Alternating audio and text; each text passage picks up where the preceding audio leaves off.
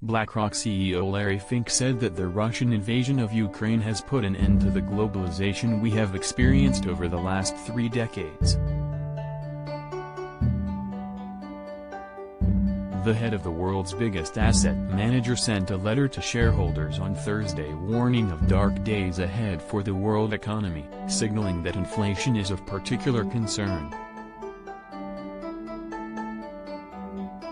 Fink predicted that the war will force countries to re-evaluate the extent to which their economies are interdependent on others. It could also spur economies to develop greater reliance on local manufacturing, according to Fink.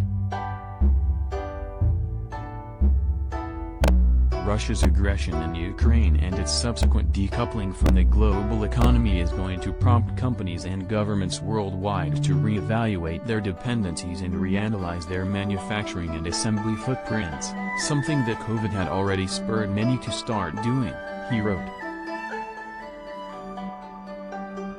Howard Marks, the billionaire co-founder and co-chairman of Oaktree Capital Management, wrote a letter to investors expressing similar sentiments, warning that inflation is likely to become a long-term consequence. The recognition of these negative aspects of globalization has now caused the pendulum to swing back to local sourcing, Marks wrote. Rather than the cheapest, easiest and greenest sources, there'll probably be more of a premium put on the safest and surest. The United States and the European Union, who had been experiencing economic hardship well before the invasion, imposed crippling sanctions on Russia, which have exacerbated rising energy prices in oil markets.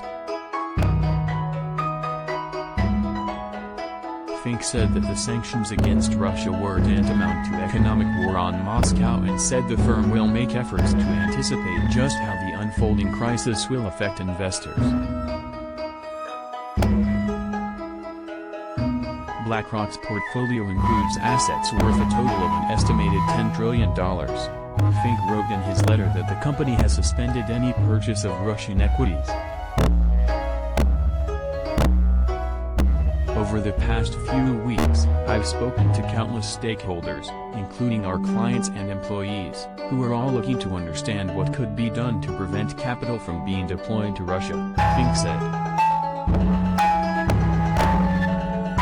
He said the Russian war in Ukraine marks a turning point in the decades since Moscow was brought into the world capital markets thanks to the rise of globalization.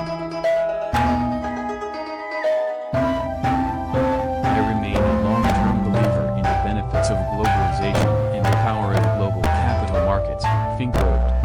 Access to global capital enables companies to fund growth, countries to increase economic development, and more people to experience financial well-being. The Russian military launched its invasion of Ukraine a month ago. Since then, it has been bogged down in the country as the Ukrainians have staged a fierce resistance.